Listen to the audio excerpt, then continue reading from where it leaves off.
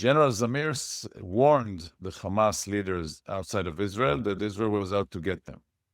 And the Qataris listened to that and asked the United States to get some kind of Israeli commitment not to attack Qatar, which apparently was given, but not truthfully.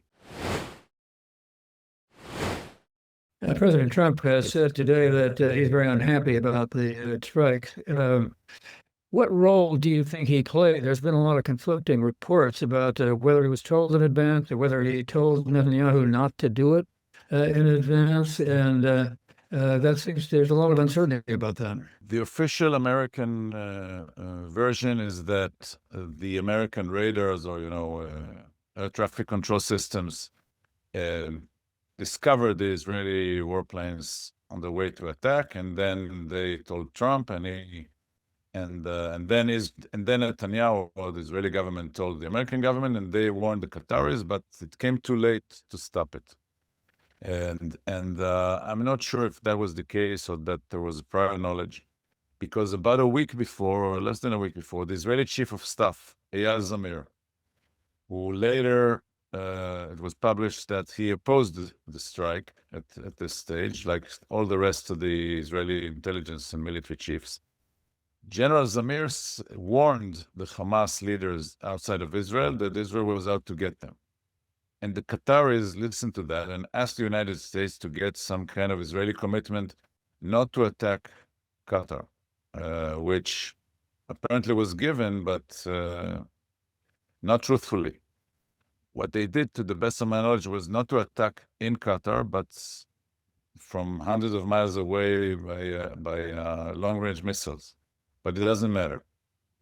And Qatar, after threatening to respond and trying to convince other Gulf countries to reduce their ties with Israel, I just see that the Prime Minister of Qatar was the chief mediator, negotiator for hostage/ceasefire deal, said at the United Nations that despite what happened, Qatar would still be the mediator. So from that standpoint, Israel enjoyed the best of everything. It bombed Qatar and got away with it.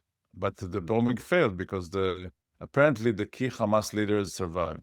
I don't know if they're healthy and can walk. So far, we haven't seen them on television. And the main leader, Khalil al-Khia, was not attending the funerals of the others who were killed, or his son and some low-level operatives. But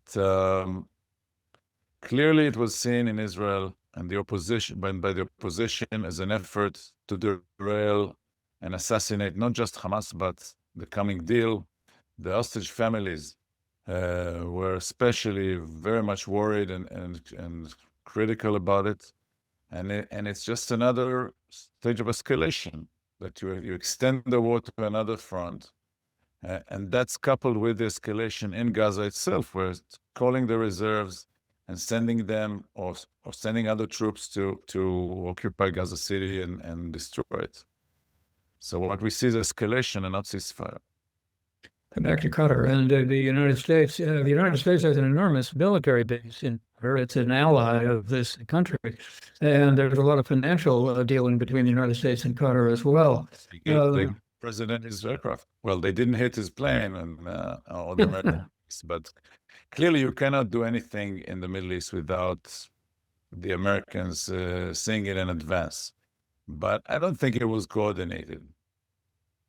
But there is speculation that the warning did come in time for the Hamas leaders to hide, and that's why they were not caught. Hi, I'm Pat Morrison, one of the hosts of America at a Crossroads. If you like this video, don't just watch.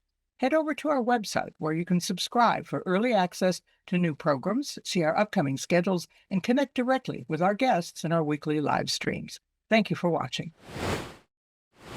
So, what about the negotiations to release the hostages, and how will this affect them? Well, clearly it's not. It shows that Israel is not really honest in its negotiations. That it wants to prolong the war, and if the Israeli far right in the Israeli coalition, its leaders are saying openly that there is no point in prisoner exchange or releasing the hostages. And to them, the hostages just happen to be at the wrong place at the wrong time. And if the price of their release is the release of the worst terrorists from Israeli prisons, or to withdraw from territory in Gaza that these people want to occupy and to integrate into Israel and to build Jewish settlements there. So, and they have enormous influence on Netanyahu. But even Netanyahu recently speaks less and less about hostages. And, most of the time he's not appearing in public or not giving interviews to the Israeli media, mostly to American right-wing podcasters. To him, the important base is on Pennsylvania Avenue. And that's where he gets his, freedom of action or lack thereof from President Trump. And that's what he's trying to affect. And Trump, unlike Netanyahu, frames the war as an effort to bring back the hostages. So in other words, it appears as if Netanyahu convinced Trump that the real effort, the real goal of the war is to release the hostages. But that's not how it appears seen in Israel. Next week, there will be a well-known Canadian-American political commentator. That's David Frum. He'll be in conversation with Pat Morrison. They'll talk about America's democracy. Where do we go from here?